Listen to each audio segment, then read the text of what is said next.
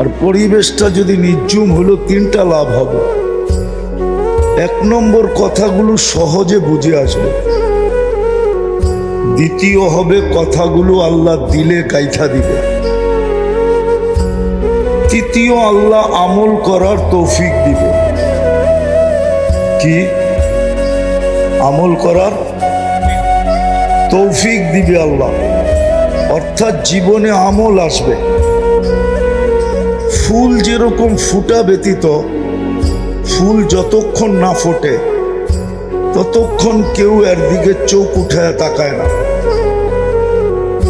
কেননা ফুটা ব্যতীত ঘ্রাণও আসে না আর রঙও দেখা যায় না। বুঝাইতে পারতেছি তো?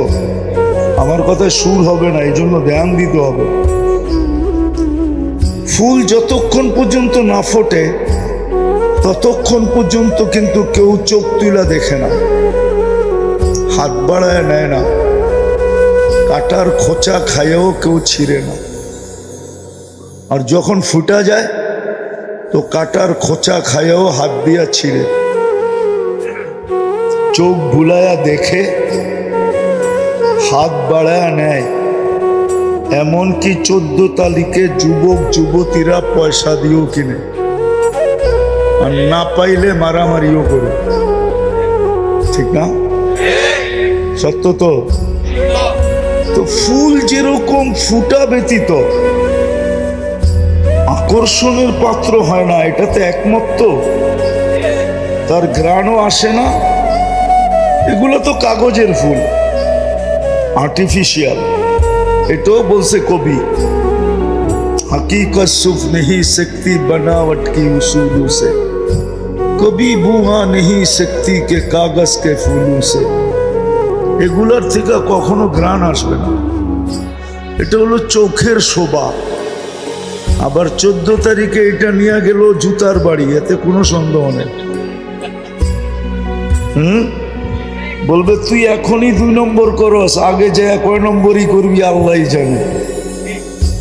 যদি এটা নিয়ে গেল জীবনে কোনোদিনও লেখা দিবে না I.U, এটা জীবনের জন্য অফ হয়ে গেল। বলবে তুই প্রথম দিনই সত্য কাহিনী মনে উঠলো, এই জন্য বলতেছি। আমি জাপানে 2 বার গেছি। কবার? তো জাপানে আমাদের এক বাঙালি বিয়ে করছে, জাপানিজ মেয়ে, মুসলমান বানায় করছে। তো ফজরের নামাজ নিজে পড়ে না দেখা স্ত্রীকে বলছে যে নামাজ 4 ওয়াক্ত। কয় ওয়াক্ত? জোহর, আসর, মাগরিব, এশা। তো নতুন জাপানি মেয়ে, জাপানিরা কিন্তু যেটা করে ওটা সিরিয়াসলি করে। সিরিয়াসলি বোঝেন? খুব গুরুত্ব দিয়া করে। তো মহিলা নবমুসলিম 4 ওয়াক্ত নামাজ খুব ভালো মতে পড়তেছে। তো একদিন ঘুরতে গেছে আরে বান্ধবীর কাছে, বান্ধবীও জাপানি, তারও বিয়ে হয়েছে এক বাঙালির সাথে, কিন্তু সে একটু দিনদার, ছেলেটা একটু কি, সে 5 ওয়াক্ত নামাজ পড়ে, স্ত্রীও পড়ে।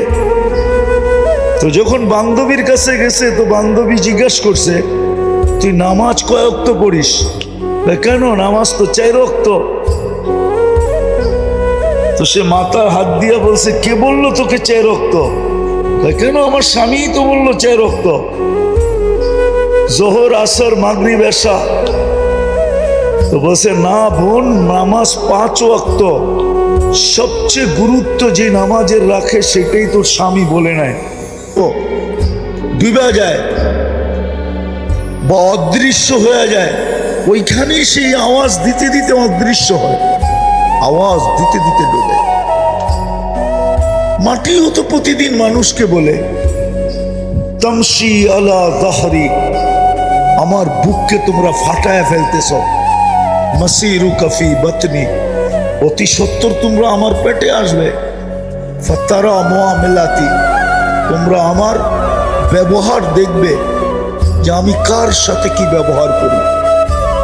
আর ওই ব্যবহারটা হাদিসে লেখাও আছে, কার সাথে কি ব্যবহার করবে এটা হাদিসে লেখাও আছে। কারোর সাথে তো এরকম ব্যবহার করবে কা উম্মিল হানুন, দয়াবতী মার মতো ব্যবহার করবে। এই জন্যই হাদিসে আছে কিছু লোক আছে যাদেরকে কবরের পাশে নিয়ে গেলে কবর বলে ইদান উহাব্বিলু লাকা বাতনি খাদরা, তোমাকে রাখতে দেরি, আমার পেটটা সবুজ শ্যামল হইতে দেরি হবে না, জান্নাতের বাগান হইতে দেরি হবে না। ওই চিত্র উলামায়ে কেরামের কাছে আছে হাদিসে যে জান্নাতের বাগান কেমন হবে। চলেন একটু মনে যখন উঠলো বলেই দিই, জান্নাতের বিছানা বিছানো হবে, বলা হবে ফাফরিশু লাহু ফিরাশাম মিনাল জান্নাহ, জান্নাতের বিছানা বিছাও, জান্নাতের কালিন বিছায় দিবে। ওয়াফতাহু লাহু ৭০ বাবান ইলাল জান্নাহ, আপনি বলবেন কবরটা ছোট, এইখানে ৭০টা গেট খুলবে, তো খুলবে কি করে? না, আপনি উপরেরটা দেখতেছেন, ভিতরেরটা না। যখন ভিতরে দিয়া দিবেন, আর যদি ওই ব্যক্তি হয় যাকে কবর সালাম দিছে, তো তার কবরকে প্রশস্ত করা হবে মুনতাহা নাদরিহি, ওয়াসিউ মুনতাহা নাদরিহি, যত দূর দৃষ্টি যায় অত দূর পর্যন্ত প্রশস্ত হবে। উপর দিয়া না, ভিতর দিয়া ৭০টা দরজা খুলবে। তারপরে ঘোষণা হবে আরসিলু রিহাম বারিদাম মুতাইয়্যিবা, ঠান্ডা এত বেশি না যে কম্বলের দরকার হয়, আবার এত কম না যে গরম লাগে, সুঘ্রাণ যুক্ত বাতাস পাঠাইতে থাকে। তো জমিন প্রতিদিন বলে যে আমার কাছে অচিরেই তোমরা আসবে। শুধু জমিন না, কসম খোদা, শুধু জমিন না, আর শুধু সূর্য না, অনেক কিছুই আমাদেরকে ডেলি সতর্ক করে। এই জন্য আমার কথা শুরুটা ছিল ফুল ফুটা ব্যতীত যেরকম মানুষের কাছে না ঘ্রাণ ছড়ায়, না তার রং বোঝা যায়, না কেউ তার দিকে চোখ তুলা দেখে, না কেউ হাত বাড়ায় নেয়, না কেউ পয়সা দিয়া কিনে, ফুটন্তবিহীন ফুল যেরকম মূল্যহীন, আপনার আমার যেটা বুঝাইতে চাইতেছি যে দুনিয়ায় যতই পরিচয় আকর্ষণের পাত্র হোক না, তাতে কি আসে যায়? আসল হলো আমি আল্লাহ রসুলের কাছে কতটুকু আকর্ষিত, আমি এটাই বুঝাইতে চাইতেছি যে আল্লাহ রসুলের কাছে আমি আকর্ষণের পাত্র হব কি করে। বুঝলাম তো ফুল ফুটলে সকলের কাছে আকর্ষণের পাত্র হয়, বুঝলাম, কিন্তু আমি যুবক, তোমাদেরকে বুঝাইতে চাইতেছি, ভাবো, প্রত্যেকে আমরা ভাবি যে আমি আল্লাহর কাছে আকর্ষণের পাত্র হব কি করে, আমি আল্লাহর কাছে আকর্ষিত হব কি করে, রসুলের কাছে আকর্ষণের পাত্র হব কি করে? কেন এখানে তো ৬০-৭০ বছর। একটা উদাহরণ দিয়া বলতে চাইতেছি দুনিয়া বুঝানোর জন্য, নাইলে কোনো ক্রিটিসাইজ আমার উদ্দেশ্য না, কেননা কথা মিডিয়ায় যাইতেছে। 2 দিন আগেই দেখতাম আমরা, মিডিয়া খুললে তেল মারতে মারতে মারতে মারতে বাংলাদেশে তেলের দাম বাড়ায় দিছে, পুরো দেশে তেলের শর্টেজ, ঠিক না? পেপার পত্রিকা আসতে শুরু করছে তেল ছাড়া কিভাবে পাকানো যায়। আর আজকে ওই মিডিয়া খোলেন, ওই লোকগুলোই স্বৈরাচারী বলতে বলতে গলা শুকায় ফেলতেছে, ঠিক না? দিস ইজ দুনিয়া, এটার না ওই দুনিয়া। যুবক, তুমি কয়দিন আকর্ষণের পাত্র?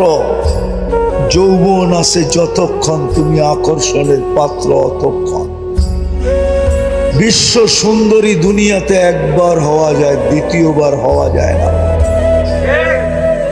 কেন? এই জন্যই, কেননা 1 বৎসরে বিশ্ব সুন্দরী যে আকর্ষণের মাধ্যমে হয়েছিল, 1 বৎসরে ওটার ভিতরে চুল পরিমাণ হলো ভাটা পড়ে গেছে, ভাটা, যার কারণে দ্বিতীয় বর্ষ সে বিশ্ব সুন্দরী হতে পারে না। হয় না মানা, ঠিক না? আমেরিকানরা করে, ঠিক না? ডলার বেশি, ঠিক না? ইংল্যান্ড, কানাডা, অস্ট্রেলিয়া, আরে বলেন না, জাপান, কোরিয়া, বলেন না, ইউরোপ। আপনি তো মিডিয়া দিয়ে করবেন, আমি তো চোখে দেখে আসছি। আমি তো সারা বছরই ঘুরি, ঘুরতে যায় তো আপনাকে স্বাধীনতা দেখতে পারলাম না। ওই সময় তো আমি বাহিরে ছিলাম। আমি জুলাইয়ের 18 তারিখে গেছি, 5 তারিখে সকালে ফজরের সময় ইংল্যান্ড থেকে আমার কানাডার ফ্লাইট ছিল। যখন এইখানে স্বাধীনতার উল্লাস চলতেছে তখন আমি হাওয়ার উপরে উঠতেছি, তখন তো আমি প্লেনে ছিলাম। আমাকে কি বুঝাবেন? দুনিয়ার সবচেয়ে বেশি সোনা ব্যবহার করে মুসলমান, সবচেয়ে বেশি অলংকার ব্যবহার করে মুসলমান, সবচেয়ে বেশি মেকআপ শেকআপ ব্যবহার করে মুসলমান। এই এলাকায় প্রত্যেকটা ঘর একটা মিনি, কি বলে এটাকে, কসমেটিক্সের দোকান, ঠিক না? কি প্রত্যেকটা ঘরে হবে না ছোট একটা দোকান? না হবে না? হ্যাঁ, আমি ঘুরে বলতেছি। তারপরও মুসলমানের এই দুরবস্থা আজকে কেন? দুনিয়ার 70% ধন সম্পদ মুসলমানদের পকেটে, মুসলমানদের পায়ের নিচে। মুসলমানের চেয়ে বেশি তেল কার কাছে আছে? তেল মুসলমানের কাছে, গ্যাস মুসলমানের কাছে, সোনা মুসলমানের কাছে, রূপা মুসলমানের কাছে। দুনিয়ার সবচেয়ে বেশি অর্থ মুসলমানদের কাছে। আমি তো বলি, যদি মুসলমান হইতো, 12টা দেশ যদি একত্রিত হইতো আর বলতো সারাটা দুনিয়া কিনা নিতে পারতো, শুধু 12টা দেশ, আমি চিনি ওদেরকে। দুনিয়ার সবচেয়ে বড় টাকা মুসলমানের কাছে।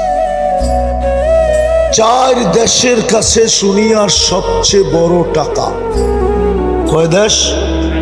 কুয়েত, বাহরাইন, ওমান, তারপরে হলো ব্রুনাই। এখানে আছে কেউ ব্রুনাই গেছে? ব্রুনাইয়ের প্রবাসী কেউ আছে এখানে? আছে কেউ? ওই যে আছে, কয় টাকা বেতন পাইতো জিজ্ঞেস করেন তো। উঠতে গেলে 100 টাকা। ব্রুনাইয়ের 100 টাকাই তো আমাদের দেশে 30-35 হাজার টাকা হয়। সবচেয়ে বড় টাকা ব্রুনাই, কুয়েত, বাহরাইন, ওমান। তারপরও মুসলমানের এই দুরবস্থা কেন আজকে? সমানে মারতেছে। আজ পর্যন্ত দুইটা আমি আমার দিলের ব্যথা বলতেছি। জাতিসংঘের বাৎসরিক সমস্ত দুনিয়ার প্রধানদেরকে নিয়ে, দেশের প্রধানদেরকে নিয়ে সম্মেলন হলো দুইটা। মুসলমান 56 থেকে 58টা দেশ, যাদের কাছে 70% সম্পদ দুনিয়া, একটা ছোট নিন্দা প্রস্তাব পাশ করাইতে পারে নাই। আমাকে বলুক, কেউ দেখছে মিডিয়ায়, বলুক কি পারছে?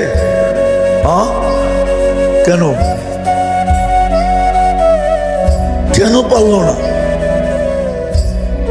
বুঝা গেল ওরা আমাদেরকে মানুষ মনে করে না, ওরা আমাদেরকে আগাছা মনে করে। আগাছা বোঝেন? জঙ্গল। আমরা শুধু চিৎকার দিই, আমরা শুধু লাউড স্পিকারে চিৎকার দিতে থাকি, চিল্লাইতে থাকি। ওরা আমাদেরকে আগাছা মনে করে। দ্বিতীয় আরেকটা প্রমাণ দেই, ওরা শুধু আগাছা না, আগাছা মনে করে। এটার দ্বিতীয় প্রমাণ, আজ পর্যন্ত কোনো প্রাণীবাদী সংস্থা কিন্তু সারা ওয়ার্ল্ড ব্যাপী এটা একটা সংস্থাই, এর শাখা সারা ওয়ার্ল্ডে আছে, আমাদের দেশেও আছে। দেখবেন গুলশান গেলে সকালবেলা রাস্তার কুকুররে ফজরের পরে খাওয়াইতেছে, ছোট ছোট কুকুর দৌড়া, বাচ্চা কুকুর দৌড়া খাওয়াইতেছে। আমার মহল্লায় খাওয়ায়, শীতের দিন জ্যাকেট পরায়, জ্যাকেট। হাসেন কেন? সত্য না? হ্যাঁ, বৃষ্টি যখন ঝুমঝুমায় ফজরের সময় হয়, ওরা ছাতি নিয়ে এসে কুকুরকে খানা দেয়। আমি জিজ্ঞেস করছি তোমরা কারা? মেয়ে ছেলে, তো বলতেছে আমরা প্রাণীবাদী সংস্থার পক্ষ থেকে। এই যে 48,000 ফিলিস্তিনি যে মারা গেল, আজ পর্যন্ত ওনারা তো জেনারেল শিক্ষিত, ঠিক না? ওনারা বলুক, যুবকরা তো সারাদিন নেটের ভিতরে থাকে, ওরা তো কখনো নেটের থেকে বাহির হয়ই না। হ্যাঁ, নেট বুঝো? আবার বাংলায় কিন্তু তর্জমা করতে গেলে চাল হইব, ওরা সারাদিন জালের মধ্যে থাকে। আফসোসে তো বলতেছি, নাহলে বলতাম না। কোরআন তো আমাদের ঘরে কবে খুলছে আল্লাহ জানে, গিলাফে যে লাভ করছে, আর মনে হয় 2-4 বৎসরও কোরআন আমাদের ঘরে একবারও খোলা হয় না। হয়? রাগ হয়ে গেলেন? হ্যাঁ, কিন্তু যুবকদের তো ফেসবুক 1 মিনিটের জন্য বন্ধ হয় না, খোলাই থাকে। 1 মিনিটের জন্য বন্ধ হয় না। যদি নেট এখন তো আনলিমিটেড চালায়, কেন সবার ঘরেই ওয়াইফাই, ঠিক না? হ্যাঁ, সবার ঘরে কি ওয়াইফাই না থাকলেও প্রতিবেশীর পাসওয়ার্ড সবার ঘরে আছে, ঠিক না?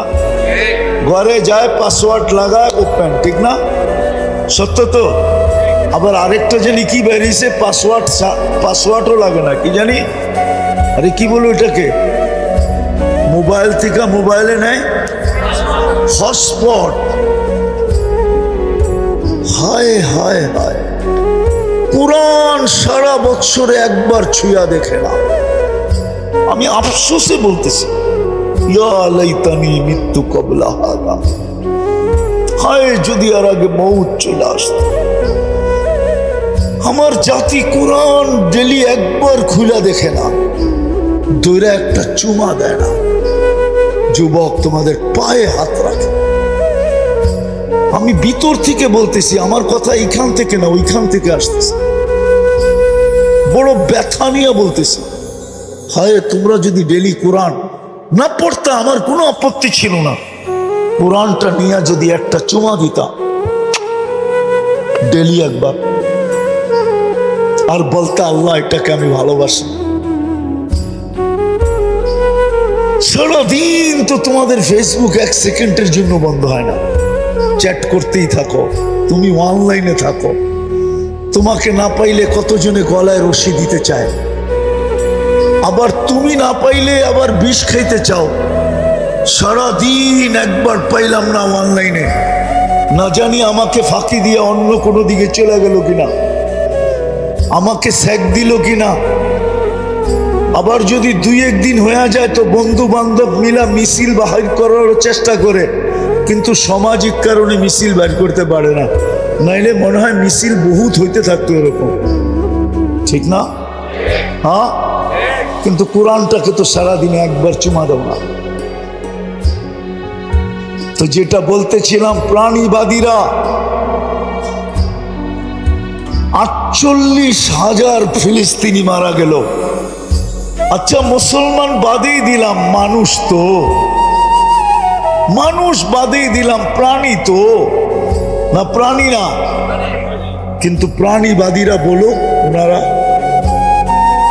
জেনারেল শিক্ষিত এখানে যারা আছে আমাকে বলেন, যুবকরা বলো, একটা ছোট প্রতিবাদ 2 অক্ষরের আমাকে দেখাও প্রাণীবাদীদের পক্ষ থেকে, যে প্রাণীবাদীরা প্রতিবাদ করছে যে এতগুলা মানুষকে কেন মারা হলো। মুসলমান বাদ দিলাম, এগুলা প্রাণী তো, আর আমরা প্রাণীবাদী। আমাদের দায়িত্ব হয় আমরা একটা প্রতিবাদ করি, কিন্তু বাংলাদেশের প্রাণীবাদী সংস্থা তো প্রতিবাদ করে নেয়।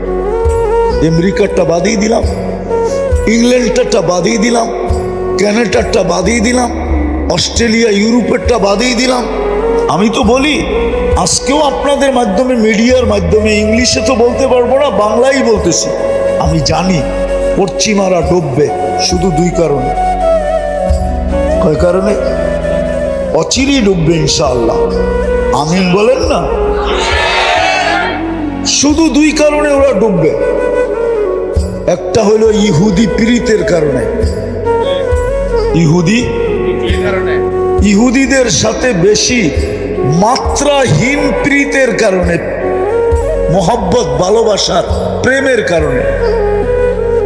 আর দ্বিতীয় হলো মুসলমানদের সাথে অহেতুক দুশ্মনী করার কারণে।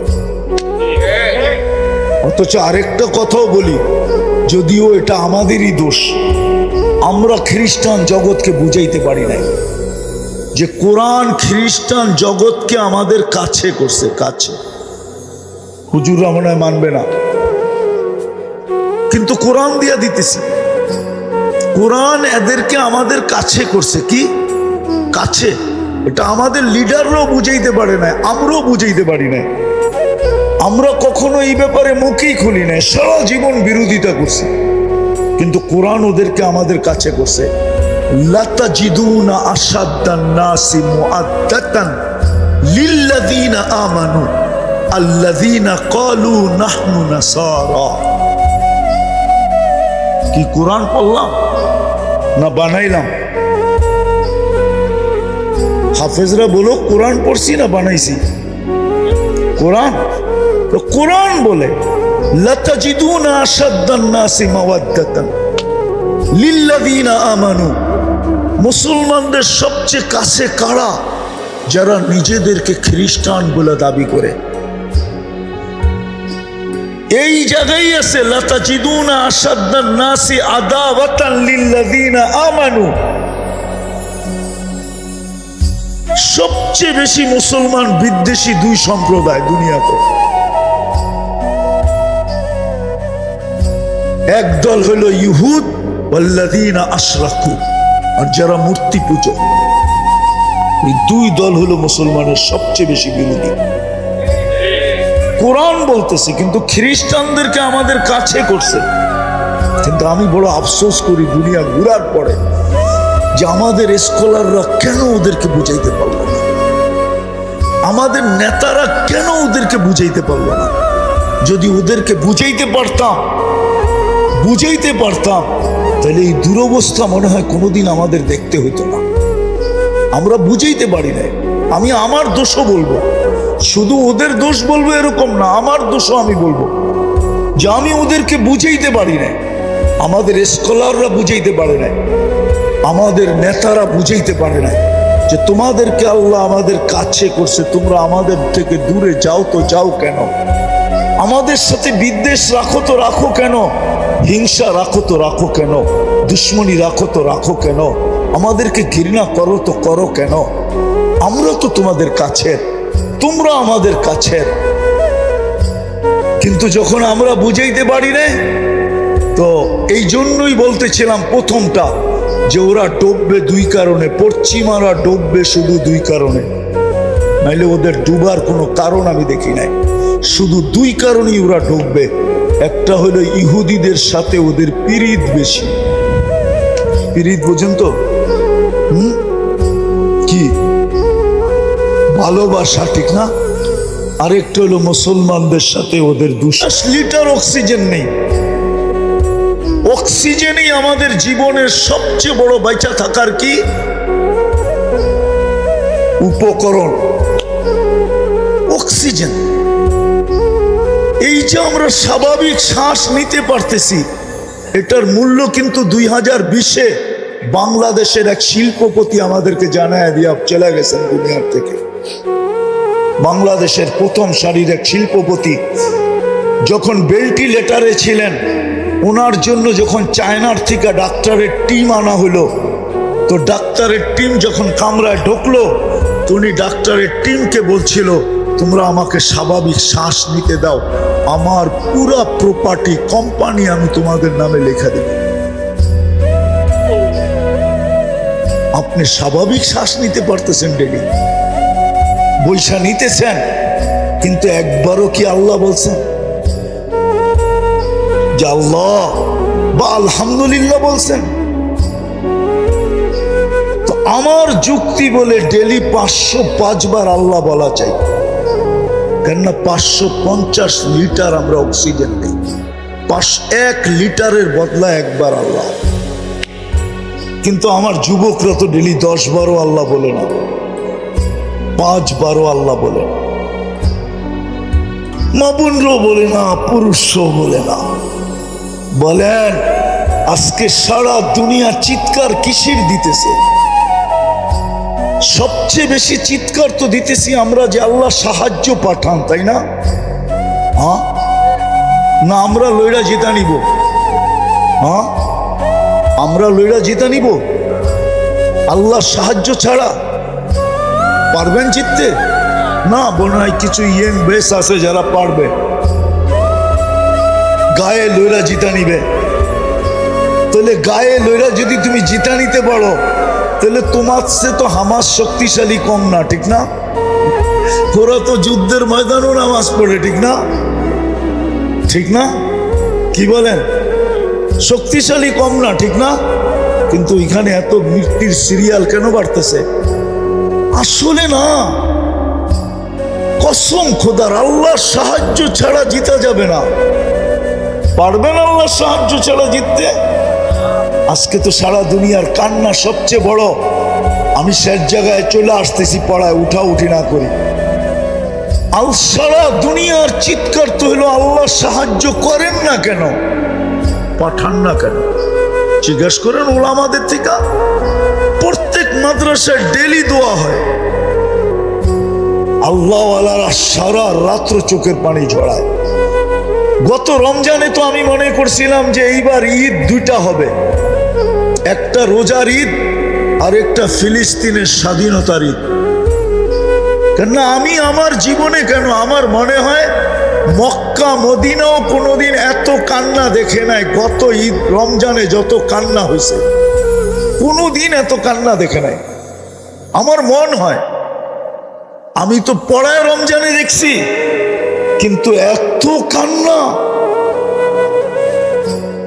ইরাকের যুদ্ধেও আমি এত কান্না দেখি নাই। গত রমজানে ইমাম যেইভাবে কাঁদতে ছিল, মুক্তাদিরা যেইভাবে, মুসল্লিরা যেইভাবে কাঁদতে ছিল, পুরো হেরেম খচা খচ বড়া, পড়ায় কুটি খানিক হবে মক্কায়, মদিনায় হবে কুটি খানিক। দুই হেরেমে যখন কান্নার রোল উঠত, বেতেরের ভিতরে কুনুতে নাজেলায় ইমাম সালাম শেষদার থেকে উঠে যেত। হাজারো হবে আমি দেখছি চোখে, যারা শেষদায় পড়া কান্তি আছে, কান্তি আছে, কান্তি আছে, কান্তি আছে। আমার বিশ্বাস ছিল যে এবার দুটাই হবে। কিন্তু রোজা পার হয়ে গেল, ঈদ পার হয়ে গেল, কোরবানি পার হয়ে গেল, আবার রোজা চলে আসতেছে, 1 বছর পুরা হলো, আবার সামনে রোজা চলে আসতেছে, কিন্তু সাহায্যের কোনো লক্ষণই দেখি না। অথচ এই মুহূর্তে সাহায্যের সবচেয়ে বেশি দরকার, আল্লাহর সাহায্যের দরকার। আর আল্লাহ যদি সাহায্য করেন, তাহলে আল্লাহ তো দেখায় দিয়েছেন, ঠিক? যাকে আল্লাহ পুরা দুনিয়ার রাজত্ব দিছিলেন, তার ভিতরে একজন হলো নমরুদ। আল্লাহ লড়ছে কি নিয়া? কি মশা, তাও ল্যাংরা। কি আজকে যদি আল্লাহকে বলি, আল্লাহ আপনি লড়তে চলে আসেন, তা আল্লাহ তো আমাকে বুঝায়, আমি লড়ি তো লড়ি কি কইরা? সারা দিনে তো 110 বার আল্লাহ বলে না। শুক্রবারের পর শুক্রবার আসে, কোন শুক্রবারে 200 বার কেউ দুরূদ পড়ে না। অথচ আমি তো হুকুম দিছিলাম বন্ধুকে যে উম্মতকে বলে দেন শুক্রবারে যেন আপনার উপরে বেশি বেশি দুরূদ পড়ে।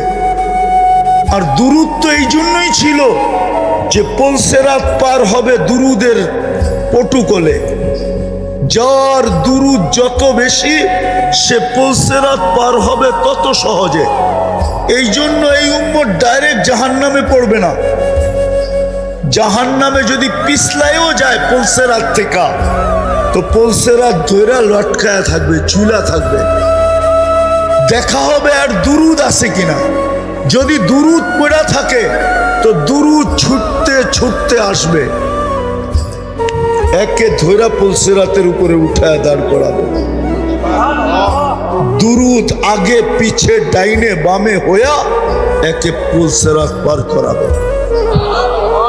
শুক্রবারে বলছিলেন তো দুরুদ পড়তে, দুরুদ তো পড়ে না। নবীর আদর্শ তো বাদই দিলাম, নাইলে এত টাকা কেন চুলের পিছে যুবক খরচ করবে?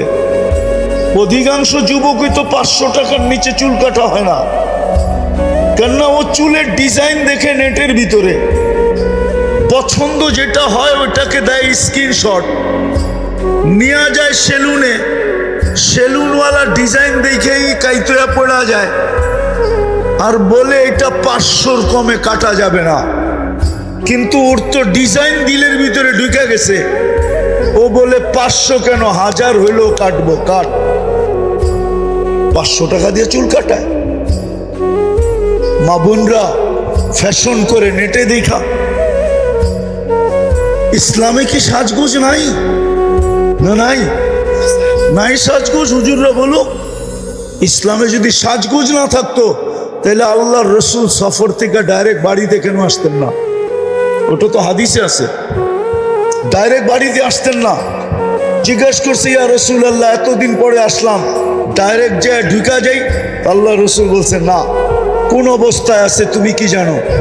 হয়তো যায়া দেখবে চুল এলোমেলো, কাপড় সাপড় ময়লা শয়লা, সাজ নাই গোজ নাই। বাড়িতে তুমি ঢুকবা, লাগবো তোমার কাছে কাজের মহিলার মতো, তো তোমার মন লাগবে না। বিদায় একটু অপেক্ষা করো, বাড়িতে খবর দেখ, সাইজা গাইজা রেডি হোক। যখন তুমি ঘরে ঢুকবে দেখতে দেরি যেন গলা লাগাইতে দেরি না হয়। মন যেন বলে গলা লাগা, মন যেন বলে বুক লাগা। আগেরটা বাদই দিলাম, লাউড স্পিকার খোলা। ইসলাম তো সাজগোজ শিখাইছে, রাগ হয়েন না। দুনিয়া ইসলামের আগে কেউ সাজগোজ জানতো না।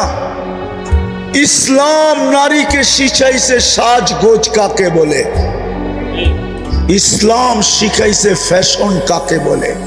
নাইলে এই হাদিস কেন বলতো আল্লাহু জামিলুন ইউহিব্বুল জামাল? আল্লাহ সুন্দর সৌন্দর্যতাকে পছন্দ করে। আল্লাহর রসুল সাহাবী রসুলকে কেন বলতো তুই এরকম চলস কেন? আল্লাহ কি তোকে কিছু দেয় না? বলছে দিছে। বলে তাইলে নেয়ামতের আসর তোর উপরে প্রকাশ পাওয়া চাই। ইসলাম তো দুনিয়াকে সাজগোজ শিখাইছে, ফ্যাশন শিখাইছে। চলেন আমার লোকে ইতিহাস নিয়ে বসেন, আমাকে দেখান ইসলামের আগে কে ফ্যাশন জানতো? দুনিয়া ফ্যাশন জানতো না। ইসলামের আগে স্বামী জানতো না স্ত্রীর হক কি। ইসলামের আগে স্ত্রী জানতো না স্বামীর কদর কি। ইসলামের আগে মা বাবা জানতো না সন্তানের মায়া মমতা কি। ইসলামের আগে জানতো না সন্তান, জানতো না বাপের কদর কত বড়, বাপ মা কি জিনিস। ইসলাম শিখাইছে বাপ মা কি জিনিস। ইসলাম শিখাইছে সদয় দৃষ্টিতে দেখতে দেরি, কবুল হজের সওয়াব মিলতে দেরি হয় না। আমি তো বলি কবুল হজ না, ইসলাম শিখাইছে সদয় দৃষ্টিতে দেখতে দেরি, জান্নাত নিজের নামে লেখায়া নিতে দেরি হয় না। আপনি বলবেন হজের সওয়াব তো লেখা আছে হাদিসে, আপনি জান্নাত কোত্থেকে পাইলেন? তাইলে আমি আরেকটা হাদিস দিয়া বুঝাই। আল্লাহর রসুল বলছে কবুল হজের সওয়াব জান্নাত ব্যতীত আর কিচ্ছু না। ইসলাম শিখাইছে। তো যেটা বুঝাইতেছিলাম আমি, যে আজকে তো সাহায্যের দরকার, কিন্তু সাহায্য আসে না কেন? কেন আসে না? একটা দিয়ে শেষ করতেছি, আসতো যদি আমরা আল্লাহর কাছে আকর্ষণের পাত্র হতাম। যদি রসুলের কাছে আকর্ষণের পাত্র হতাম। ওই 313 আল্লাহর কাছে আকর্ষণের পাত্র ছিল। 313 তলোয়ার, 3টা ছিল। একদিকে 11,000-এর উপরে, 1100-র উপরে তলোয়ার ছিল, আর এই দিকে মুসলমানদের কাছে 3টা তলোয়ার ছিল। শুধু আল্লাহর কাছে আকর্ষণের পাত্র ছিল, রসুলের কাছে আকর্ষণের পাত্র ছিল। তো আল্লাহ কোরআন নামায় বলতেছে, বন্ধু ওমা আপনি খেলবেন না, আমরা খেলবো। ওমা রমাইতা ইদ রমাইতা ওয়ালাকিন্নাল্লাহ রমা। বন্ধু আমরা খেলবো, আপনি খেলবেন না, খেলবো তো আমরা। আল্লাহকে যদি প্রশ্ন করি, রমজান মাস 70 কিলোমিটার দূরে কেন মদিনার থেকে নিয়ে আসলেন? আল্লাহ যেন আমাকে বুঝাইতে চায়। বন্ধুকে মনে হয় আল্লাহ বলছে, বন্ধু আপনি না আসলে খেলা জমবে না, আপনাকে খেলা জমানোর জন্য নিয়ে আসছি, আর দর্শক না হইলে খেলতে মজা লাগবে না। আপনাকে তো খেতালা যদি খেতে দাঁড়াইতো, খামারওয়ালা যদি খামারে দাঁড়াইতো, মা বোনরা যদি ঘরে পড়তো, বাড়িওয়ালা যদি বাড়িতে পড়তো। আল্লাহ তো ডেলি 5 বার ডাকে। শুধু আল্লাহ তো ডাকে না, রহমানও ডাকে, রহিমও ডাকে, মালিকও ডাকে, কুদ্দুসও ডাকে, সালামও ডাকে, মুমিনও ডাকে, মুহাইমিনও ডাকে, আজিজও ডাকে, জব্বারও ডাকে, মুতাকাব্বিরুল খালিকুল বারিকুল মুসাব্বিরুল গফফারুল কাহ্হারুল ওয়াহ্হাবুর রাজ্জাকুল ফাত্তাহুল আলিমুল কাবিদুল বাসিতুল খাফিদুর রাফিউল মুইসুল মুদিল্লুস সামিউল বাসিরুল হাকামুল আদলুল লতীফুল খাবীরুল হালিমুল আযীমুল গফুরুল শাকুরুল আলিয়ুল কবীরুল হাফিজুল মুকিতুল হাসিবুল জলিলুল করিমুর রকিবুল মুজিবুল ওয়াসি আল হাকিমুল ওয়াদুদুল মজিদুল বাঈতুশ শাহীদুল হকুল ওয়াকিলুল কবিয়ুল মতিনুল ওয়ালিয়ুল হামিদুল الموصي المبدي المعيد المحيي المميت الحي القيوم الواجد الماجد الواحد الأحد الصمد القادر المقتدر المقدم المؤخر الأول والآخر الظاهر والباطن الوالي المتوالي البر التواب المنتقم العفو الرؤوف مالك الملك ذا الجلال والإكرام المقسط والجامع والغني والمغني المانع الدار النافع النور الهادي البديع والباقي الوارث والرشيد الصبور জল্লে জালালু 99 পদের মালিক আল্লাহ ডাকে, তারপরও আসে না। এদেরকে সাহায্য করে তো করে কি করে? এই জন্য শেষ কথা, আসেন যদি চাই আল্লাহর কাছে আকর্ষণের পাত্র হওয়ার জন্য, যদি চাই রসুলের কাছে আকর্ষণের পাত্র হওয়ার জন্য, যদি চাই অতি সত্বর আমাদের জন্য সাহায্য নেমে আসুক, তাহলে আজকে 2টা কাম করতে হবে মনের থেকে, 2 থেকে 3টা। পারবেন? সর্বপ্রথম মনের থেকে তওবা করতে হবে। আমি তো বলি, আপনাদের মিডিয়ার মাধ্যমে বলি, আমার বড় ব্যথা লাগে। সারা দুনিয়ার মুসলিম স্কলাররা এই কথা কেন বলে না? সারা দুনিয়ার 200 কোটি মুসলমানের জন্য একটা দিন তওবার দিন হিসাবে নির্ধারিত কেন করে না? হায়, দুনিয়ার মুসলিম স্কলাররা যদি সারা দুনিয়ার মুসলমানদের জন্য একটা দিন তওবার দিন হিসাবে নির্বাচিত করত, আর ঘোষণা দিত যে চলো অমুক দিন আমরা সারা দুনিয়ার 200 কোটি মুসলমান নর নারী আল্লাহর কাছে তওবা করব, দেখি কোরআনের ওই আয়াত সত্য হয় কিনা। কোরআনের আয়াত সত্য, লিউযিকাহুম বাদাল্লাযী আমিলু লাআল্লাহুম ইয়ারজিউন। আল্লাহ বলতেছে তোমরা ফিরে আসো, আমি এটা চাই। হাদিসে কুদসি আছে, ইনতাবু ফানা হাবিবুহুম। তোমরা ইউটার্ন নিতে দেরি, তওবা করতে দেরি, আমি তোমাদেরকে বন্ধু বানায়া দিতে দেরি করব না। তারপরে আমার ঘোষণা আসবে, মান আদালি ওয়ালিয়ান আযানতুহু লিল হারব। আমার বন্ধুদের সাথে যে লড়বে, সে আমি বন্ধুদেরকে লড়তে দিব না। আমার বন্ধুদের সাথে যে লড়ার জন্য নাইমা আসবে, আমি বন্ধুদেরকে লড়তে দিব না, বরং মধ্যখানে আমি বন্ধুদের পক্ষ হয়ে লড়ব। আমার স্কলাররা কেন এই কথাটা ঘোষণা দেয় না? কিন্তু আমার কথা তো কারো কাছে যাবে না, কিন্তু আমার ভিতরে ব্যথা। সারা দুনিয়ার মুসলিম স্কলাররা যদি একটা দিন 200 কোটি মুসলমানের জন্য নির্ধারিত করত যে অমুক দিন মুসলমান সারা দুনিয়ার আল্লাহর কাছে তওবা করবে, যে আজকে কি আল্লাহ আমাদের উপরে নারাজ হয়ে গেলেন কিনা। একটা বৎসরের উপরে হইল ফিলিস্তিনের মতো জমিন, যেখানে আল্লাহর খলিল শুয়ে আছে। ও দিয়ে খলিল আমি চোখে দেখা আসছি। আমি তো ফিলিস্তিন 14 বছর আগে পাড়ায় আসছি। ও দিয়ে মুসা তো আমি দেখা আসছি। 70 জনের উপরে নবীদের কবর আছে যেখানে। হায় হায় হায়, 1.25 লক্ষ নবীদের সম্মিলন হয়েছে মেরাজের রাত্রে ওই বাইতুল মুকাদ্দাস। ওই শহর, ওই জমিন, যার প্রত্যেকটা বালুর কণার সাথে বরকত মিশ্রিত। আল্লাহ বলে বারাকনা হাওলা, কণার সাথে বরকত মিশ্রিত। ওই মানুষগুলা 1 বছরের উপরে। চলেন আমরা আজকে উম্মতের পক্ষ থেকে তওবা করি, নিজেদের পক্ষ থেকেও করি, উম্মতের পক্ষ থেকেও। রাজি? কে কে রাজি দেখি? তাইলে বলে দেন, আল্লাহ কিন্তু আমাদের দুনিয়ার ছাদে। বলেন আল্লাহ, আমরা আমাদের গুনার থেকে তওবা করলাম, আপনি আমাদের তওবা কবুল করেন, আমাদের গুনাহ মাফ করে দেন। সাথে সাথে আমরা পুরো উম্মতের পক্ষ থেকে তওবা করলাম, আপনি উম্মতের উপরে আর নারাজ থাকেন না। আল্লাহ, আপনি আমাদের উপরে রাজি খুশি হয়ে যান। কালকে সকালেই আপনি সূর্যকে উঠান তো একটা সুসংবাদ নিয়ে উঠান যে আমাদের মাথা আপনার কুদরতির পায়ে শুকরান ঝুঁকা যায়। আমাদেরকে কোনো খুশির সংবাদ শোনায় দেন মালিক। নামান আল্লাহ আমাদের তওবার বিনিময়ে যেন ওইখানে কোনো সাহায্যের ফয়সালা করেন। আজকে 3 দিন আগে ওরা নেটের ভিতরে ছাড়ছে যে আমাদের কাফনের কাপড় নাই। যেই হারে আমরা ঘরের কম্বল পেঁচায় লাশ কবরে দিতেছি, কয়েকদিন পরে আমাদের ঘরে কম্বলও থাকবে না। সামনে শীত আসতেছে, আমরা কম্বল না থাকলে আমরা মনে হয় শীতেই মারা যাব।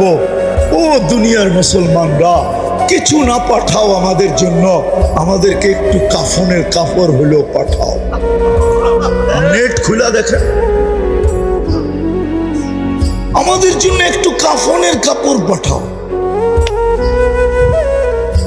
আফসোস। দ্বিতীয় যেই দুটা বলতে চাইতেছি, আজকের থেকে চলেন অঙ্গীকার করি নামাজ কোনোদিন ছাড়ব না। পাক্কা? সত্য? নামান আমি এটা তো এই এলাকার নাম কি? সিঁড়ির চালা মধ্যপাড়া, ঠিক না? আমি এই যুবকদের পায়ে হাত দিয়া বলবো, সাথে সাথে আপনাদের পায়ে হাত দিব। আপনারা কমসে কম এই মহল্লাটাকে বেনমাজি মুক্ত করার চেষ্টা করেন। পারবেন? আমি তো একটা দেশ চিনি, এই দেশে কোনো বেনমাজি নেই। আমি 6 বার গেছি ওই দেশে, কোনো বেনমাজি ওই দেশে নেই। এটা আমার প্রথম দিন প্রমাণ হয়েছে। আমি প্রথমবার যখন যাইতেছিলাম, আদিস আবাবার থেকে ইথিওপিয়ার থেকে আমার ফ্লাইট ছিল। আমার পাশে যিনি বসা ছিল, ও প্লেনে পুরা দাঁড়াইতে পারতো না, ছাদে লেগে যেত। প্লেন একটু নিচা থাকে না? তো মেরে দোস্ত, আমরা কি একটা ইউনিয়ন বানাইতে পারবো না? হ্যাঁ, পারবো না? একটা মহল্লা পারবো না? এই জন্য বলতেছি সাহায্য ওই পর্যন্ত আসবে না। ইহুদিরা এখন একটা স্লোগান দেয়, কি জানেন? এটা আমাদের হুজুররা জানে না, কেননা হিব্রু ভাষায় দেয় তো, এই জন্য আমাদের হুজুররা এটা বোঝে না। ওরা একটা স্লোগান দেয়, ইদান নাহনু ফিল আমান দাম্মিরুল মুসলিমিনা কাইফা তুদাম্মিরু কাইফা তুরিদুনা আন তুদাম্মিরু। আমরা এখনো নিরাপদ, বিদায় তোমাদের যেমন ইচ্ছা তেমন মুসলমানদেরকে মাটির সাথে মিশাও। কেন ওরা নিরাপদ জানেন? এটা ওদের কিতাবে লেখা আছে, যেদিন পর্যন্ত মুসলমানের জুমার জামাত আর ফজরের জামাত সমান না হবে, আজকে জুমায় মসজিদ ভরা যায়, ফজরে মুসল্লি পাওয়া যায় না। শীতের দিন, বৃষ্টির দিন ইমাম আর মুয়াজ্জিন দুইজন শুধু নামাজ পড়ে। আল্লাহর ঘর খালি।